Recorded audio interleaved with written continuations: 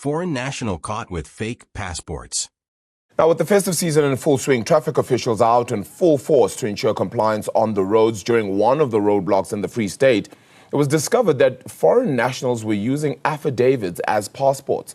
The Premier Joyce Lechoa Mataye was there, and she joins us now for more on this and the province's festive season operations. Premier, thank you so much for the time then. Believe you're in operation right now as well in Qwaqwa. Thank you so much for joining us. Would you just give us pretty much the latest on what you're seeing on the roads? And I mean, just as well, if you can talk to these foreign nationals who have been using affidavits then as passports and how that could be happening. Okay, thank you very much, and thanks to your viewers. Yes, indeed, this is starting to be common at our roadblocks where we meet people, you meet about 10, 20, 30 people who claim that they've lost their passports.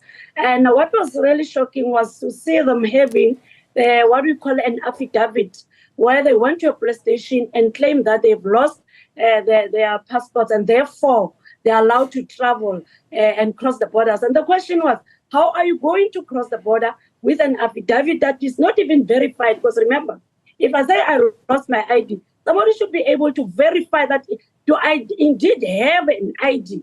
And they don't even know their passport numbers. They just make a statement in front of the police and they call them affidavits. So we really arrested them, and a lot of them in Free State. I think out of 120 something that we arrested, about 70 of them did not even have the passports, but were having affidavits. So you could say that it's a trend. It's something that people think they can use. But our worry now, which is already worrying us as government, what happens at the borders if somebody arrives with an affidavit instead of a passport? Because what we expected from the police was at least to verify through Home Affairs and say, yeah, but the surnames of this person, their date of birth, does he really has a passport, or is just a story? So we found it to be stories that we cannot even listen to and tolerate on our roads or from our passengers. Have you been able to engage at all with the Border Management Authority or Home Affairs at all? Yes, indeed. When we do these operations, remember, we also it's a multidisciplinary approach that we are using here. We got Home Affairs. Even this morning, we started the other one at 22/7 at N3. We do have immigrations, but there are those late hours where these people are traveling a lot. The operation that I had on the 24th ended on the 25th at 4 o'clock. We started at 5 o'clock on the 23rd, and it ended at 4:30 the next day in the morning.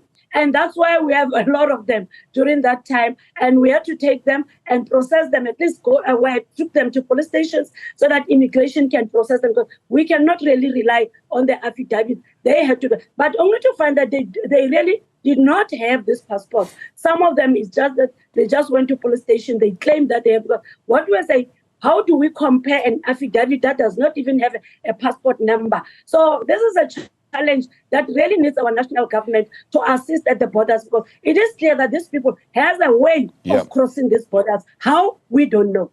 Yeah, that becomes the immense and big worry at this stage then, Premier. So I'd imagine then that they have been apprehended and put into jail then. Where to? What are the steps from here? Does law enforcement just take over ultimately from this stage? Or will you be looking towards how exactly this is happening as well across your province? No. What I also discussed with some of my MECs, especially Tate Jabu Mbalula, was to suggest that when we go for this Lekgotla in January, these are some of the things that we really need to take to the national Lekgotla, the cabinet Lekgotla that I'm going to attend in my capacity as the premier, and just to indicate or just to share with the cabinet itself how I'm going to address this issue, because really it's common. Let me make one example. We were just moving around Qwaqwa complex. Now, as I'm rushing for this interview, we went to one saloon. We're just dishing out pamphlets just to warn people about ATMs. And, people just run away from the saloon. We have to run around, go and get them. They don't have documents as well. They are here. Others are showing us the same thing that, no, I've reported Home Affairs, there's an affidavit. So we just apprehended some now. I think about 5 that we just apprehended now in the few minutes ago. So Yeah. these are issues that we really need to take up with national government, the national minister. We really need to check what is that is happening. You also find a situation where a person has a passport without any stamp, but it's a Zimbabwean, I'm making an example, a Zimbabwean passport is in another country, no stamp, nothing, doesn't show that this person has ever crossed the border, but he is here.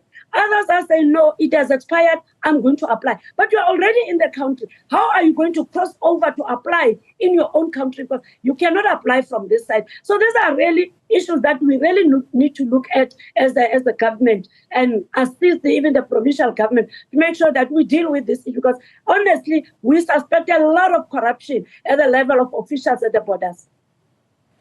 Yeah, I think a lot of concern will definitely be had with regards to this then. Would you be continuing then these operations right through to New Year's and beyond perhaps as well to kind of stamp out as much as possible, of course, of this?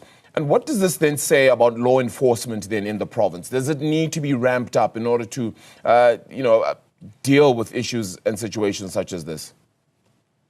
Lucky enough, we are with the commissioner here, the provincial commissioner and the senior management where we are in Toto. We started at N3 earlier this morning with the deputy commissioner of police and the General Sibia was also here. And we also shared these concerns with them. And really, this is one thing that they also committed to engage the police officials to really deal with these matters of affidavits, verify issues, because it's a statement under oath. That's one thing that people must understand about an affidavit. So they shouldn't just dish out affidavit. But with this program that we are having, these operations, it's going to be beyond the New Year. Because you see, the problem where we have seen the challenges with these buses that are traveling from Cape Town to Zimbabwe. So we're expecting them to come back in January. They are going to find us waiting. We also had interprovincial operations. It was on Tuesday, we went to, it was a border between Northern Cape and ourselves. We've got one bus there. That bus actually avoided N1. They opted to go via N8 into Kimberley and thinking of joining N12, and they found us there waiting for them. And out of that bus, we're able to arrest about 30 people out of that bus. So we're working hard in making sure that we respect the laws of this country in this province. So remember, Free State is in the middle. It's in the center. So that's where everybody's going to cross over. We're working hard. We're not resting. Like I indicated that on the 24th, we had an operation that started at 5 o'clock. It ended the next day, 4:30 in the morning. And that's why we also arrested about 4 drink and drive, where people thought it's quiet on the road, and they found us waiting for them. Yeah, these festive season operations are certainly very crucial and important. How do we ensure that this happens as well around the clock? And I say around the clock, really just around the year as well, that we're at least this stringent and this strict as well, and we're able to find things out. And I know that this is obviously the busier time, but to ensure that there aren't any cracks in any of these operations as they continue throughout the year. You know, last year when I was still the MEC for Community Safety, Roads and Transport, we did not really rest.